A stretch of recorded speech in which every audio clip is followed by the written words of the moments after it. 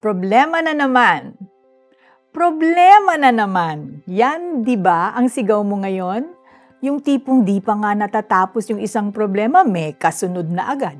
Parang walang katapusan. Parang hindi nauubos.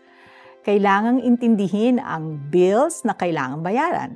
Bigla ang pagkakasakit, gulo sa pamilya, away sa kapitbahay, conflict sa opisina, bagsak o mababang grade sa school, kalungkutan, depression, at marami pang iba.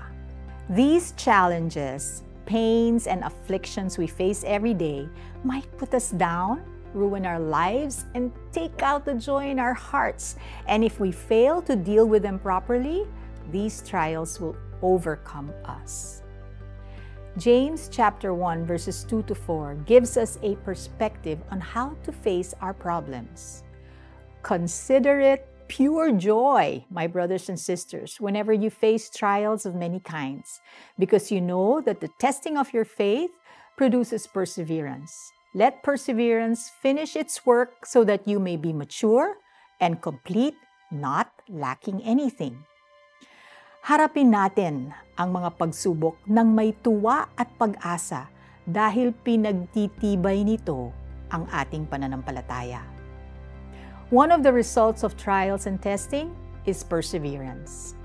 Perseverance, or hupomone in original Greek, portrayed someone who steadfastly and unflinchingly bore up a heavy load without resignation. Imagine a man in the gym lifting a heavy barbell over his shoulders repeatedly until he gets tired.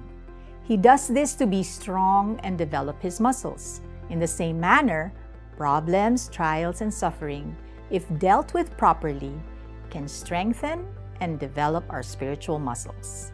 In times of trials, we need to rely on and deepen our trust in God because He has the power to transform seemingly bad situations into good ones. God is always there to help us, direct us, and bring out the good in every situation. Patuloy tayong tumawag at magtiwala sa Kanya. Manalangin tayo. Lord Jesus, salamat po dahil lagi mo kaming sinasamahan sa mga pagsubok na dumarating sa aming mga buhay. Continue to guide us, empower us, and help us see your divine purpose in every problem that comes our way. In Jesus' name, Amen. Are your burdens too heavy for you?